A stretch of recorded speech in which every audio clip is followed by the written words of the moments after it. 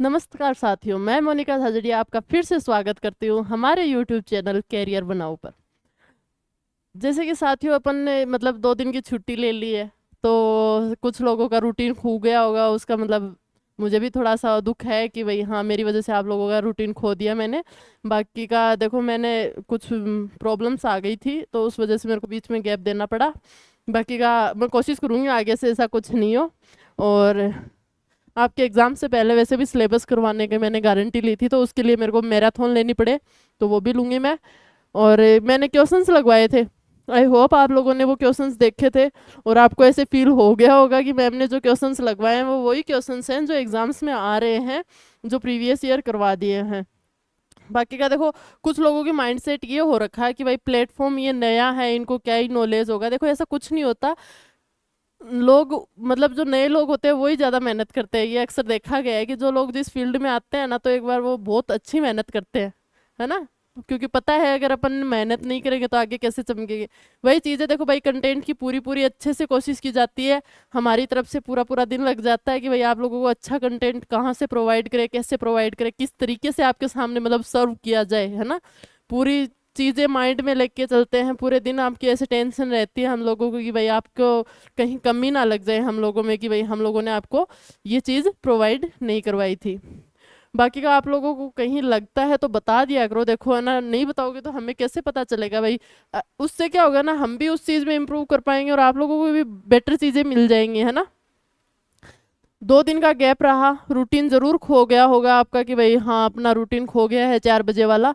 लेकिन उम्मीद है कि उन 2 दिन में आपने कंप्यूटर को गैप नहीं दिया होगा, कि भाई कंप्यूटर को आपने कंटिन्यू रखा होगा। और वो क्लासें हैं वो जो अपन ने पीछे क्लास कंप्लीट कर ली है, आज अपनी 6th क्लास है, 5 क्लासें अपन ने कंप्लीट की हैं पीछे। तो उम्मीद है आप लोगों ने उनका रिवीजन कर लिया था। देखो रिवीजन करते रहिए, बीच में जैसे संडे का गैप मिल जाता है, वो क्लासें होती हैं उनको रिवाइज कर लीजिए कि बार बार पढ़ना ना पड़े। देखो बार बार मैं ये एक ही चीज़ इसलिए बोल रही हूँ क्योंकि हम भी स्टूडेंट लाइफ में हैं और हम रहे भी हैं। हमें पता है कि क्लासें निकल जाती है उसके बाद में कितना जोर आता है ना। फिर नहीं पढ़ा जाता, वो खिचड़ी सी लगने लग जाती है, बोरिंग फील होता है ना। तो ऐसा ना हो, एकदम मतलब जैसे इंटरेस्ट के साथ में एकदम एनर्जी के साथ में पढ़ा रही हूँ, उस एनर्जी के साथ में कंटेंट को आप भी पढ़ते रहिए, है ना। माना कि मैंने 2 दिन का गैप दिया है, लेकिन है ना उस गैप को ऐसे मेंटेन मत मतलब मेंटेन करिए कि भाई वो गैप आपको लगे नहीं। मैंने जितने 25 क्वेश्चन कराए, इसका मतलब यही नहीं है कि उन 2 टॉपिक से वो 25 ही क्वेश्चन बनते हैं। कम से कम बनाने को 100 क्वेश्चन बन रहे थे, है ना। मैंने वो क्वेश्चन कराए जो एग्जाम्स में पूछे गए हैं। 100 क्वेश्चंस थे जो मतलब आने के चांसेस थे। आप वो क्वेश्चंस देख सकते थे, मतलब अपने हिसाब से क्वेश्चंस लगा सकते थे।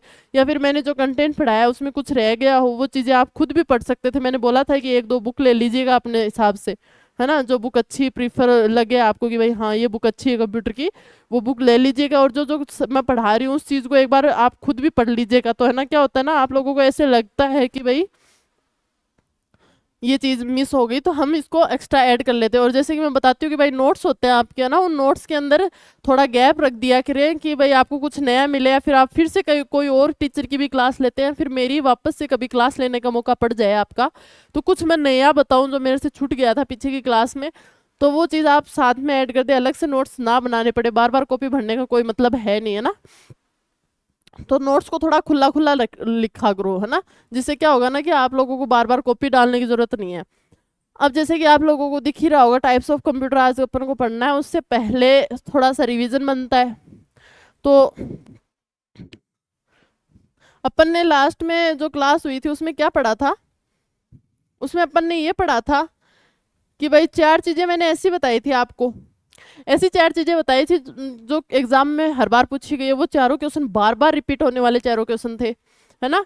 और चारों क्वेश्चंस में कंफ्यूजन बहुत था, है ना। मैंने बोला था कि भाई ये क्वेश्चंस आपको कंफ्यूज कर देते हैं, वो क्वेश्चन थे वो चारों।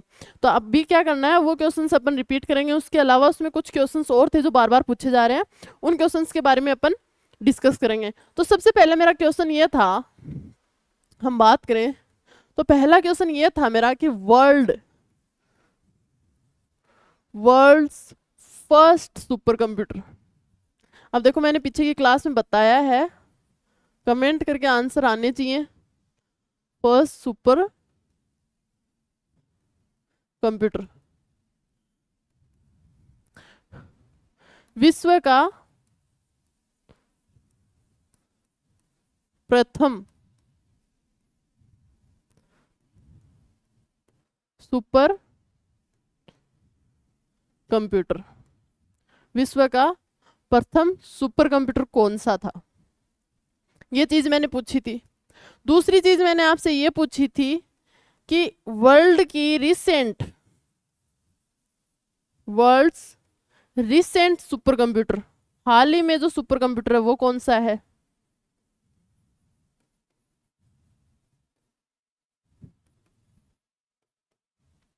ये दो क्वेश्चन मैंने आपके सामने रखा था, तो मैंने उम्मीद है आप लोगों को याद होगा, पीछे की क्लास से ली उनमें। तो अपन ने जो वर्ल्ड फर्स्ट सुपर कंप्यूटर की बात की थी तो वो कौन सा था आपका, वो था आपका CDC 6600। ठीक है, याद आया कि भाई अपना जो फर्स्ट सुपर कंप्यूटर है वो कौन सा था, CDC 6600। ठीक है, अब मैंने ये भी बोला था कि भाई इसकी फुल फॉर्म भी बताई थी मैंने, जहां तक मेरे को याद है। क्या बताई थी, सेंट्रल डाटा कॉरपोरेशन।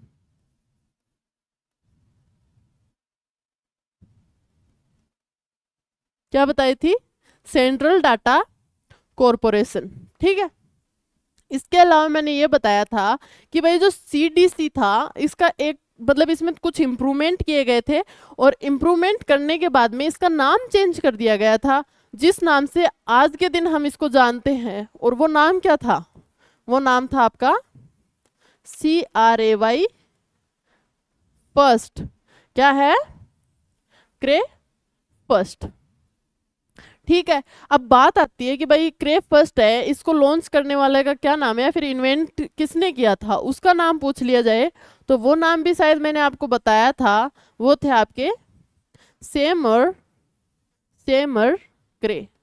सेमर क्रे ने जब इसमें चेंज किया, मतलब भाई सुपर कंप्यूटर बना ही रहे हैं, इनको लगा कि भाई अगर हम सुपर कंप्यूटर बना ही रहे हैं तो कुछ इसमें मतलब स्पीड वगैरह और ज़्यादा बढ़ा दी जाए, इन्होंने ऐसा सोचा। तो इन्होंने इसमें थोड़ी सी और चेंजमेंट करके CDC के अंदर थोड़ा और चेंज किया, और इसको क्रे 1 एज यूजुअल जैसे कि पीछे के लोगों ने किया है, इसमें थोड़ा सा चेंजमेंट और किया और इसका नाम अपने नाम पर क्रे 1 के नाम पर रख दिया था। ठीक है, इसके अलावा अगर आपसे कोई ये भी पूछ ले कि भाई CDC, मतलब बहुत कम बार ऐसा कुछ हुआ है, ऐसी इतनी डेटे पूछते नहीं है, बाकी की पूछ ले तो आपका क्रे 1 कब आया था, लगभग 1964 में, लगभग 1964 में आया था।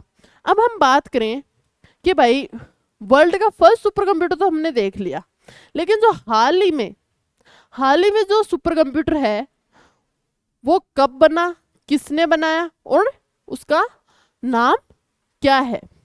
हाँ, तो मैंने बताया था कि भाई आपका जो जापान है, जापान ने एक सुपर कंप्यूटर बनाया है। अब मैंने बोला था कि भाई नाम देख लो, जापान है तो जापान के हिसाब से ही नाम देख लेना। नाम क्या था आपका, फुगाकू। क्या था, फुगाकू। कब बनाया, 2020 के लगभग। 2020 में जापान ने एक नया सुपर कंप्यूटर बना दिया है, जिसको हाल ही में मतलब ये कहा जाता है कि जो रिसेंट सुपर कंप्यूटर है, सबसे तेज कंप्यूटर माना जा रहा है वर्ल्ड के अंदर, वो आपका फुगाकू है। ठीक है, इसके अलावा अगर क्वेश्चन ये भी आता है या फिर आप लोगों को किसी का मतलब माइंड में एक और कंप्यूटर आया है, वो उसका नाम बोले तो सुमित है। क्या, सुमित। बिल्कुल आप लोग गलत नहीं हो, लेकिन सुमित है वो इससे जस्ट पहले वाला सुपर कंप्यूटर था, लेकिन अब सुमित से इसकी ये पोस्ट छीन ली गई है और ये पोस्ट किसको दे दी है, फुगाकू को ये पोस्ट प्रोवाइड करवा दी गई है। ठीक है, ये दो क्वेश्चन अपन ने पिछली क्लास में देखे थे। इसके अलावा हमने और क्या देखा था, इसके अलावा हमने देखा था कि इंडिया का जो India's first super computer, India के अंदर जो पहला सुपर कंप्यूटर था वो कौन सा था, India's first super computer, Bharat का प्रथम सुपर कंप्यूटर।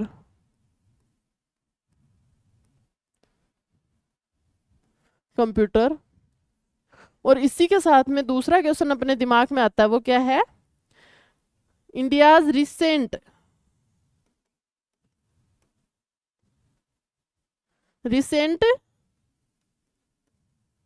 सुपर कंप्यूटर कौन सा है? हाल ही में इंडिया में जो सुपर कंप्यूटर है वो कौन सा है? तो ये चीज भी मैंने अपनी पीछे की क्लास में बता दी थी। तो बताओ मैंने क्या बताया था? इंडिया का फर्स्ट सुपर कंप्यूटर मैंने कौन सा बताया था आपको? तो इंडिया के जब अगर हम फर्स्ट सुपर कंप्यूटर की बात करें तो सबसे पहले हमारे दिमाग में जो नाम आता है वो नाम क्या है आपका? वो नाम आता है अपने परम मित्र। परम मित्र नहीं है भाई, परम 8000।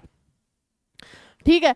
और इसके साथ में मैंने जब क्वेश्चन बैंक लगवाया था तो उसमें ये भी बताया था कि जो भारत में पहले सुपर कंप्यूटर लेके आए थे, जो पहला सुपर कंप्यूटर लेके आए थे, उनका नाम क्या था? ये चीज मेरे अभी भी याद है, मैंने बताया था। उनका नाम क्या था? विजय। याद आ रहा हो तो विजय भटकर। विजय भटकर। विजय भटकर आपका सबसे पहला भारत का सुपर कंप्यूटर लेके आए थे। और अगर हम बात करें कि कंपनी कौन सी थी तो वो कौन सी थी आपकी? सीडेक कंप्यूटिंग कंपनी थी आपकी। ठीक है। उसके बाद में हम बात करें इंडिया का जो रिसेंट के अंदर जो सुपर कंप्यूटर है आपका, इंडिया में जो रिसेंट आपका सुपर कंप्यूटर है वो कौन सा है? वो आपका, मैंने बोला था दो नाम एक साथ लिए जाते हैं, कौन से हैं वो? सॉरी, दो नाम एक साथ लिए जा रहे हैं, वो आपके हैं प्रत्यूष। प्रत्यूष के साथ में और एक और नाम बताया था मैंने, वो क्या था? प्रत्यूष और आपके मिहिर। प्रत्यूष और मिहिर है वो भारत के अंदर जो रिसेंटली जो सुपर कंप्यूटर माने जा रहे हैं वो हैं। इसके साथ में मैंने ये भी बताया था कि अभी ये जो आपका जो मैंने क्वेश्चन बैंक लगवाया था उसमें भी ये चीज मैंने आपको लिखवाई है कि भाई जो ये जो रिसेंट जो सुपर कंप्यूटर है इसको रखा कहाँ पर गया है ना? इसको कहाँ प्लेस किया गया है? तो कहाँ रखा गया है आपका? नोएडा में रखा गया है। कहाँ रखा गया है? नोएडा में। अब नोएडा में इसका काम क्या है, मतलब किस लिए रखा गया है कि मतलब जो आपका मौसम विभाग है ना, मौसम विभाग के अंदर मतलब जो मौसम विभाग की जितनी भी सूचनाएं है ना वो सारी सूचनाएं आपका प्रत्यूष और मिहिर कंप्यूटर है वो दे रहा है ना? इसके अलावा मैंने ये चीज भी बताई थी कि वर्ल्ड के अंदर सबसे सटीक जानकारी देता है, मतलब लगभग एकदम अप्रोक्स जानकारी दे रहा है वो कंप्यूटर, अगर सुपर कंप्यूटर माना जाए तो वो आपका प्रत्यूष और मिहिर है। मतलब अगर मौसम विभाग में अगर सबसे सही सूचनाएं प्रोवाइड करवा रहा है वो हमारा इंडिया का, प्राउडली बोलना चाहिए, हमारे सिर्फ विश्व में एक इंडिया का कंप्यूटर ऐसा है, सुपर कंप्यूटर ऐसा है जो एकदम सटीक सूचनाएं प्रदान कर रहा है। ठीक है। अपन ने इंडिया का रिसेंट सुपर कंप्यूटर के बारे में ये पढ़ा था। ठीक है। अब आगे चलते हैं आज की क्लास में। तो अपन टाइप्स ऑफ कंप्यूटर शुरू करें उससे पहले दो तीन चीजें और हैं। अगर हम बात करें फर्स्ट, वर्ल्ड की बात हो रही है, first main frame computer, main frame computer आपका फर्स्ट मेन फ्रेम कंप्यूटर कौन सा है? जैसे अपन मेन फ्रेम कंप्यूटर की बात करते हैं तो हमारे दिमाग में एक ही वर्ड आता है, वो क्या आता है आपका? यूनिवेक। क्या आता है? यूनिवेक। यूनिवेक आपका यूनिवेक फर्स्ट है, वो आपका सुपर कंप्यूटर है, सॉरी मेन फ्रेम कंप्यूटर है, वर्ल्ड का फर्स्ट मेन फ्रेम कंप्यूटर। तो मेन फ्रेम कंप्यूटर, सबसे पहले बात आती है कि मेन फ्रेम कंप्यूटर क्या होता है। मेन फ्रेम कंप्यूटर वो कंप्यूटर होता है जिसके अंदर आप बहुत सारी डाटा स्टोर करके रख सकते हैं या फिर बहुत सारा डाटा प्रोवाइड करवाया जाए जिसको ये हैंडल कर सके। ठीक है। जैसे कि एग्जांपल है जो आपके सरकारी दफ्तर होते हैं, सरकारी जितने भी आप ले लीजिए, गवर्नमेंट से रिलेटेड जितने भी हैं, गवर्नमेंट क्यों प्राइवेट ले लीजिए, जितने भी ऐसे ऐसी जगह हैं जहाँ पर मतलब बहुत ज़्यादा डेटा का काम होता है, फॉर एग्जांपल अपन ट्रेन वाला ही ले ले, कि जो ट्रेन का जो आने जाने का है, उनका टाइमिंग वगैरह है, स्टे वगैरह है, वो सारा रिकॉर्ड कहाँ होता है? एक कंप्यूटर में होता है। वो कौन सा? मेन फ्रेम कंप्यूटर होता है, ठीक है। क्योंकि उसमें मतलब एक छोटी छोटी चीज़ की जानकारी रहती है कि भाई इस प्लेटफॉर्म पे ये ट्रेन रुकी हुई होगी, जैसे कि अभी हाल ही में आपके नज़र में एक ट्रेन वाला हादसा आ रहा है ना। दूसरी चीज, एग्जाम्पल लेके चले तो अपन बैंक का एग्जाम्पल ले सकते हैं। अब बैंक के अंदर अपन देखते हैं कि कितना लेन देन होता होगा दिन में। आजकल तो लोग 10 रुपए 5 रुपए का भी पेमेंट करना है तो ऑनलाइन करते हैं। अब ये सारा का सारा डेटा कैसे, कहाँ स्टोर हो रहा है? इतना बड़ा डेटा कहाँ स्टोर होता है? तो मेन फ्रेम कंप्यूटर ऐसी चीजों के काम में आता है। तो अगर इसका की पॉइंट लिखे अपन तो लिख सकते हैं कि बहुत अधिक अधिक डाटा को काम में लिया जाता है।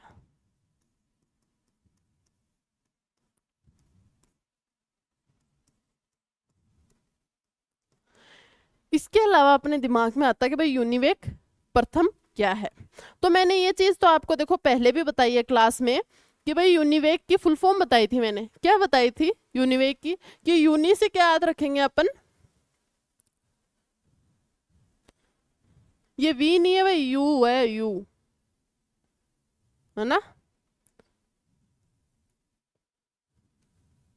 Universal, universal. ए से याद रखना है ऑटोमेटिक। सी से क्या याद रखोगे? कंप्यूटर, ठीक है। यूनिवर्सल ऑटोमेटिक कंप्यूटर, ठीक है। ये चीज देख ली अपन ने, फर्स्ट मेन फ्रेम कंप्यूटर देख लिया। अगर बात आए कि सबसे पहले बिजनेस या कॉमर्शियल काम के लिए जो कंप्यूटर यूज किया गया था वो कौन सा था, तो आपका सबसे पहले व्यवसाय के लिए, पहले व्यवसाय या बिजनेस, बिजनेस या फिर कॉमर्शियल, कॉमर्शियल काम के लिए जो कंप्यूटर काम में लिया गया था वो कौन सा था? आपका मेन फ्रेम कंप्यूटर था, ठीक है। इसके अलावा हम आगे बढ़े तो आता है हमारा सबसे पहले माइक्रो कंप्यूटर, प्रथम, first mini computer, mini computer, और दूसरा आता है अपना फर्स्ट माइक्रो कंप्यूटर।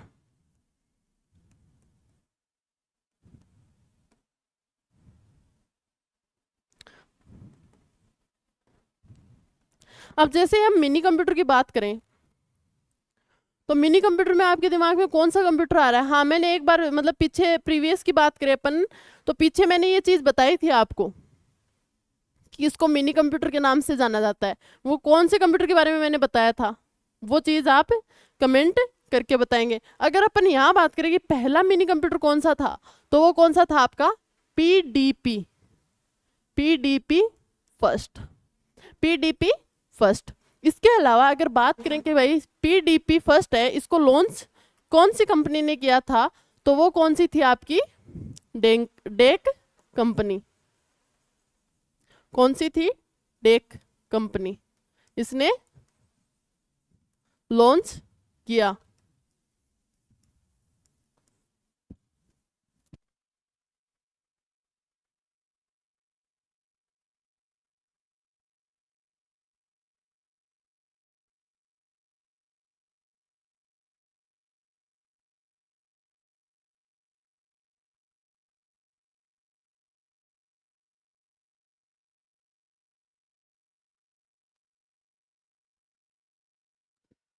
हाँ, तो इसको लॉन्च किसने किया?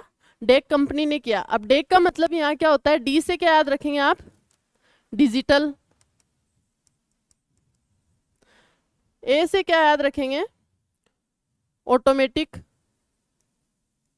और सी से क्या याद रखेंगे आप? कॉरपोरेशन। तो आपकी डिजिटल ऑटोमेटिक कॉरपोरेशन, ठीक है। इसके बाद में अपन बात करें फर्स्ट माइक्रो कंप्यूटर, ये DEC था। सॉरी यहाँ थोड़ा सा मैंने गलत लिख दिया, DAC नहीं DEC था।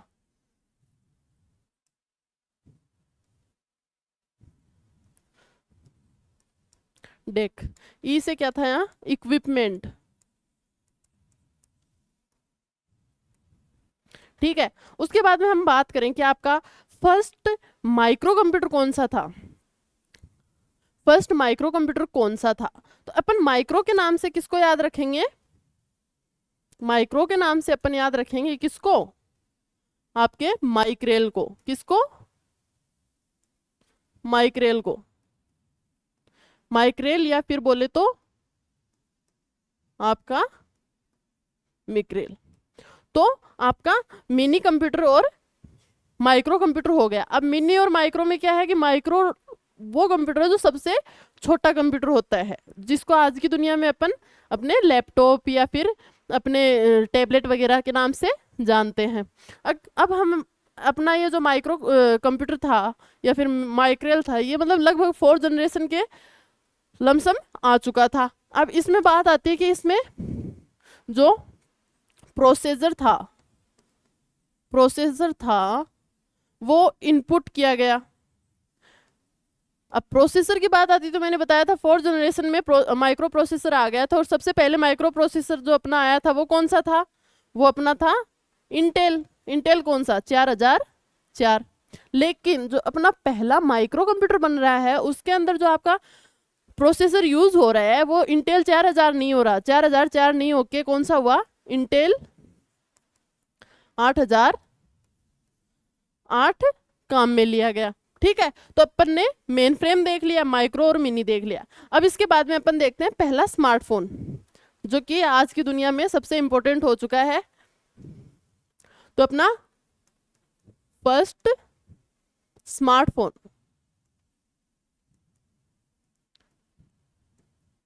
आपका फर्स्ट स्मार्टफोन की बात की जाए तो वो कौन सा था, वो था आपका SPC। कौन सा था, SPC। ये कब आता है, ये लगभग आपका 1992 में आता है। कब आता है, 1992 में। कौन लेके आता है SPC को, कौन लेके आता है, SPC को लेके आती है IBM कंपनी। IBM कंपनी ने इसको लॉन्च किया। अब IBM की फुल फॉर्म मैंने बताई थी, वो क्या थी, इंटरनेशनल बिजनेस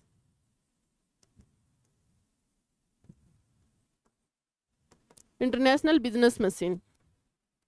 ठीक है, मैंने ये भी बोला था कि IBM को इन्वेंट करने वाले कौन थे आपके, वो कौन थे, हरमन जी। कौन थे, हरमन होलेरिथ। देखो ये सारी चीजें पीछे की क्लासों में हो चुकी है, बार बार रिपीट हुई हैं, इसलिए मैं बार बार इनको मतलब इतना फोकस आउट नहीं कर रही, क्योंकि ये जैसे IBM के बारे में अब तक मैंने 5 क्लासों में कोई 10 बार बता दिया होगा आप लोगों को। अब भी अगर आपको याद नहीं हो रही तो इसका सीधा सा मतलब ये है कि भाई आप क्लास में ध्यान नहीं दे रहे हैं, या फिर 2 दिन का जो ब्रेक निकला उसमें भी आपने इस चीज़ पे ध्यान नहीं दिया। ठीक है, अब ये IBM है, इसको मैंने पता नहीं कितनी बार बता दिया। अब किसी के दिमाग में रहता है मैम ने तो ऐसा का ऐसा लिख दिया, पता नहीं इधर सोचा ही नहीं कि हमें समझ में आ रहा है या नहीं। देखो पीछे की क्लास देखोगे तो पक्का समझ में आएगा, क्योंकि ये पीछे पूरा एक्सप्लेन किया था इस चीज़ के बारे में मैंने। ठीक है, अब आपका जो पहला SPC है वो 1992 में आ गया था। वर्ल्ड की बात हो रही है, इंडिया को मतलब के बैठना, इंडिया में तो लगभग 1995 के लगभग शायद नेट आया था, इंटरनेट आया था। ठीक है, तो आपका पहला स्मार्टफोन था SPC। अब इसकी फुल फॉर्म क्या थी, इसकी फुल फॉर्म थी साइमन। S से साइमन, P से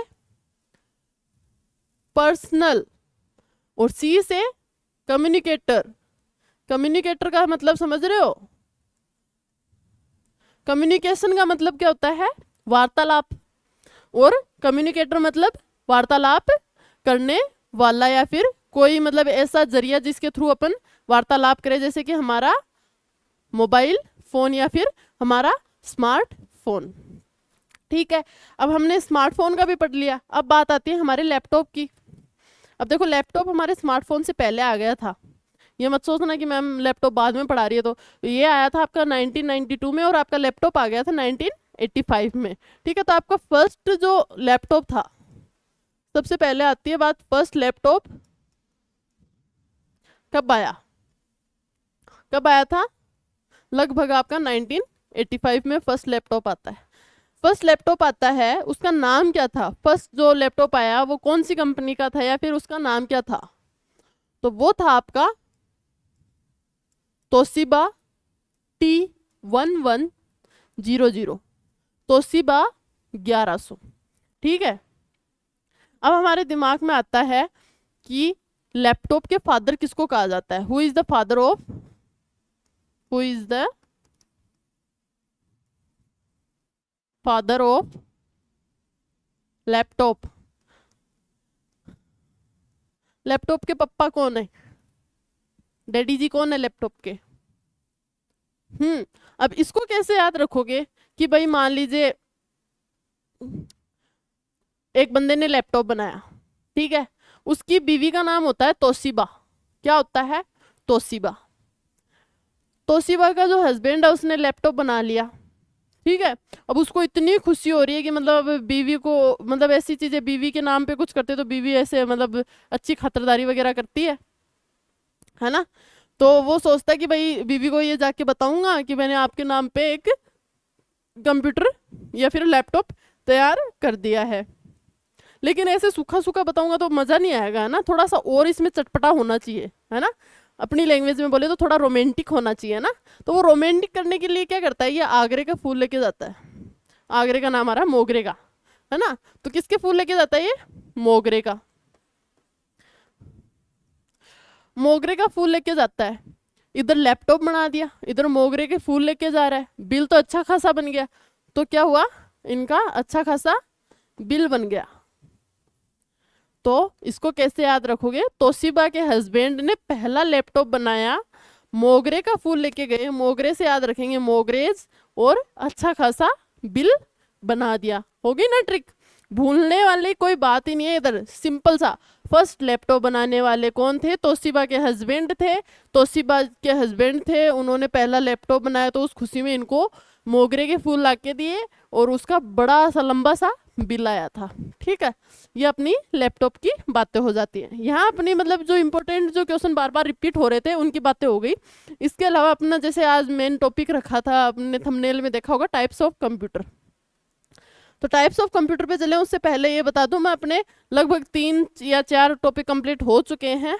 जनरेशन हो गई, है ना, इंट्रोडक्शन हो गया था, इसके अलावा ये इंपॉर्टेंट चीजें बता दी मैंने, है ना, डेवलपमेंट ऑफ कंप्यूटर करवा दिया था मैंने। तो भाई इन चीजें, ये 4 चीजें इतनी मस्त तरीके से तैयार कर लो कि इनसे क्वेश्चन नींद में भी कोई पूछ लेना तो एकदम टिप्स पे होने चाहिए। या फिर आपसे कोई बच्चा ऐसे बोल देना कि भाई जनरेशन ऑफ कंप्यूटर क्या है, तो एकदम सटा सटा आंसर आने चाहिए। फर्स्ट जनरेशन ऐसी थी, सेकंड जनरेशन, थर्ड जनरेशन, पूरा एकदम सटाक से नींदों में आना चाहिए। जैसे अपने मैथ के स्क्वायर वगैरह याद रखते हो ना, वैसे इनको भी याद कर लेना है फटाफट, ऐसे जनरेशन एकदम फटाफट आनी चाहिए। ठीक है, अब अपना आज का टॉपिक क्या था? आज का टॉपिक अपना था टाइप्स ऑफ कंप्यूटर। क्या था? Types of computer.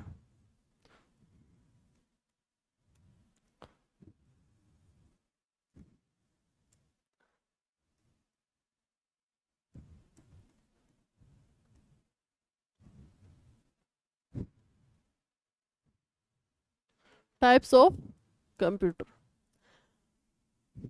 अब हम कंप्यूटर को अलग अलग टाइप में बांटेंगे। अब हम टाइप की बात करें तो सबसे पहले हम बात करेंगे कि ये कार्य के आधार पर, इसके वर्क बेस्ड पे बात करेंगे।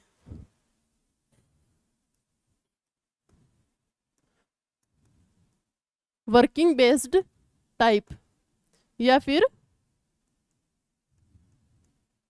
कार्य के आधार पर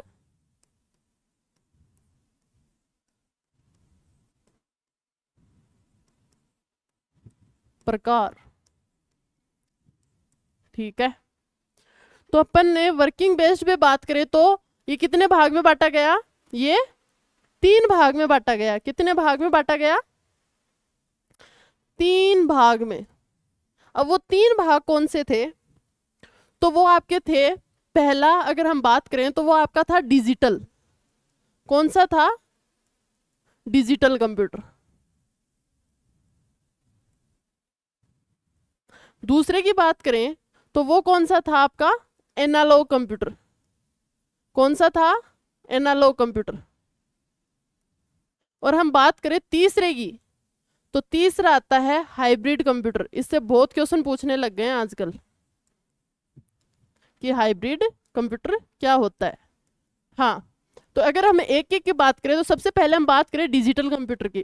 तो डिजिटल कंप्यूटर से देखो नाम से ही पता चल रहा है, डिजिट। डिजिट मतलब अपन ने अभी तक कंप्यूटर पढ़ा तो दो ही डिजिट पढ़ी, वो डिजिट कौन सी है आपकी? 0 एंड 1। दूसरी चीज इसमें क्या समझ में आता है कि 0 1 का मतलब इलेक्ट्रिसिटी पास होती है।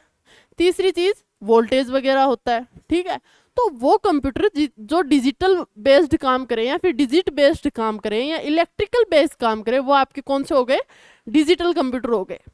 बात करें हम एनालॉग कंप्यूटर पर, तो एनालॉग कंप्यूटर कौन से हैं? एनालॉग कंप्यूटर वो हैं जो आपको फिजिकल यूनिट्स बताएं, फिजिकल यूनिट बताए या फिर बोले तो भौतिक इकाई बताए।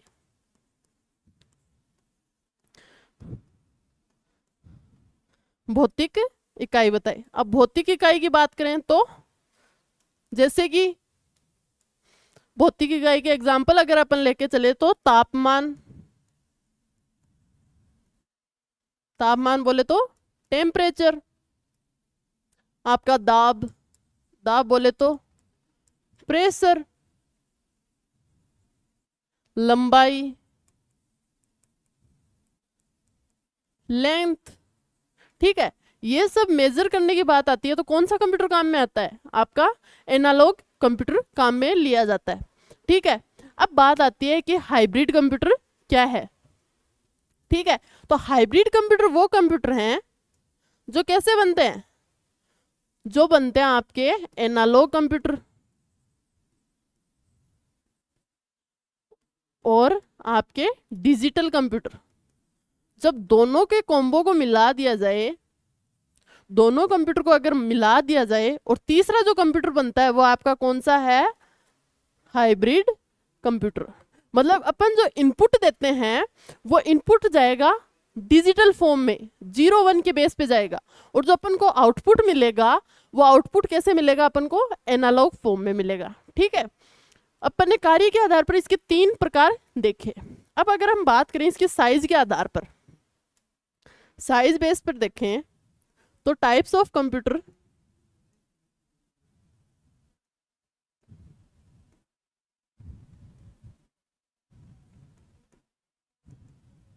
Based on size.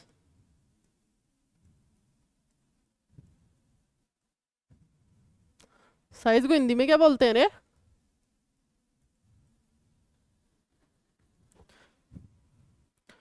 साइज है आकार, आकार ही बोलते होंगे, थोड़ा देख लेना।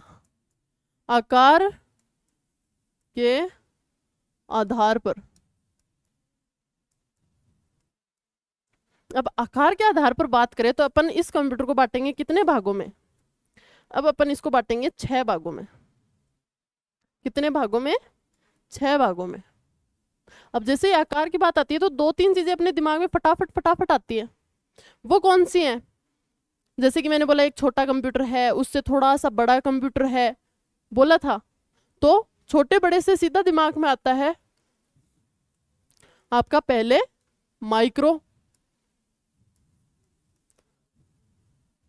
Micro computer. दूसरा आपका आता है mini computer.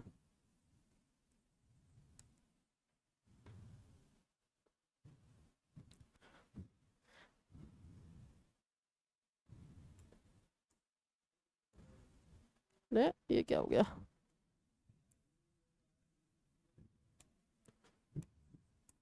Mini computer.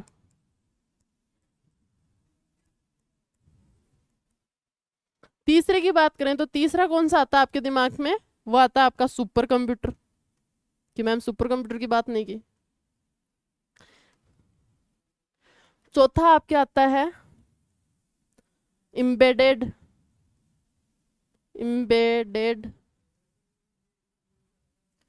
Computer. ये तीन चार कंप्यूटर तो अपने दिमाग में फटाफट आ जाते हैं कि भाई ये चार प्रकार के होते हैं। अब एक मैंने अभी बताया था उस बारे में कि एक ये कंप्यूटर होता है, वो है कि मैम मेन फ्रेम कंप्यूटर नहीं आया, तो वो भी आपका यहाँ आता है। कहाँ आता है? यहाँ आता है मेन फ्रेम कंप्यूटर। ठीक है, आपका माइक्रो हुआ, मिनी हुआ, सुपर हुआ, एम्बेडेड हुआ, मेन फ्रेम हुआ, और एक वर्क स्टेशन। कौन सा? Work station. वर्क स्टेशन को अपन अलग से पढ़ेंगे क्योंकि ये थोड़ा कंफ्यूज करने वाला है। तो एक आता है आपका वर्क स्टेशन कंप्यूटर। अब आकार के आधार पर या साइज के आधार पर कंप्यूटर को 6 भागों में बांटा। Micro, mini, super, main frame, work station और एम्बेडेड कंप्यूटर। 6 भागों में बांट दिया। और इधर कार्य के आधार पर बांटा तो 3 में बांटा था। कौन से थे? डिजिटल, एम्बेडेड और हाइब्रिड। उनका अपन ने डिफरेंस देखा। अब ऑफकोर्स सिंपल सी बात है, इनका भी डिफरेंस देखेंगे। अब इनका डिफरेंस देखें तो अपन बात करें सबसे पहले माइक्रो कंप्यूटर की। किसकी? अपन बात करें माइक्रो कंप्यूटर की सबसे पहले। तो माइक्रो कंप्यूटर कौन से होते हैं? ये कंप्यूटर सबसे छोटे होते हैं, सबसे छोटे होते हैं। अगर एग्जाम्पल की बात करेंगे हम कि सबसे छोटे होते हैं, वो कौन कौन से हैं? जैसे कि आपका पीसी हो गया, लैपी हो गया या लैपटॉप, आपका पाम टॉप हो गया, टैबलेट हो गया। ठीक है, ऐसे अलग अलग मतलब जो एग्जाम्पल्स हैं जो आजकल अपन यूज कर रहे हैं, वो सारे के सारे आपके माइक्रो कंप्यूटर में आ जाते हैं। इसके बाद में हम बात करें मिनी कंप्यूटर की, कि मिनी कंप्यूटर क्या है फिर। तो आपके मिनी कंप्यूटर वो कंप्यूटर हैं, मिनी कंप्यूटर वो कंप्यूटर है जिसके अंदर एक से अधिक, साथ साथ में लिख लीजिएगा, एक से अधिक सीपीयू काम में लिए जाएं। एक से अधिक सीपीयू काम में आते हैं, वो कौन से हो जाते हैं? आपके मिनी कंप्यूटर हो जाते हैं। ठीक है, अभी एक से अधिक से बताऊं, जैसे कि अपन ने सुना होगा कि ये भाई ड्यूअल कोड है, ड्यूअल कोर है, डेका कोर है, ओक्टा कोर है, क्वाड कोर है। क्या मतलब क्या है इनका? इसका मतलब ये है कि जो मदरबोर्ड है उसके ऊपर जो आपका प्रोसेसिंग चिप है वो कितनी है? ड्यूअल मतलब आपकी 2 चिप, डेका मतलब 10 चिप, ओक्टा मतलब 8 चिप, क्वाड मतलब 4 चिप। मतलब मदरबोर्ड पर प्रोसेसिंग जो आपकी चिप लगी हुई है वो कितनी लगी हुई है? एक से अधिक लगी हुई है, या फिर हम बोले एक से अधिक उसमें प्रोसेसिंग यूनिट काम कर रही है। अगर हम देखें सीपीयू को, तो सीपीयू की फुल फॉर्म क्या थी? ये तो अपन छोटी सी क्लासों में पढ़ते आ रहे हैं, आपका सेंट्रल प्रोसेसिंग यूनिट। ठीक है, और इसको अपन ब्रेन ऑफ कंप्यूटर भी बोलते हैं। ये क्वेश्चन आता है दैट एग्जाम मतलब 4 नाम दे देते हैं, पूछते हैं which one is the brain of computer. Computer का मस्तिष्क किसको कहा जाता है? तो बिना देखे आपको टिक कर देना इधर, किस पे? सीपीयू पे। ठीक है, अपन ने माइक्रो और मिनी पढ़ा, बाकी के बचे अपने 4। उन 4 के बारे में अपन कल की क्लास में पढ़ेंगे। आज के लिए इतना काफ़ी है। बाकी का जो आज पढ़ाया है और पीछे का पढ़ाया है उनको गैप दे दिया है, उनको आप पढ़ लीजिएगा। उनको मतलब ऐसे नहीं कि भाई पीछे का में आता है, देखो आता सब कुछ है, लेकिन एक बार रिवीजन कर लीजिएगा उन चीज़ों का, क्योंकि है ना ये छोटी छोटी चीज़ें ये स्किप आउट होते टाइम नहीं लगाती है ना। तो इसी के साथ बहुत बहुत धन्यवाद।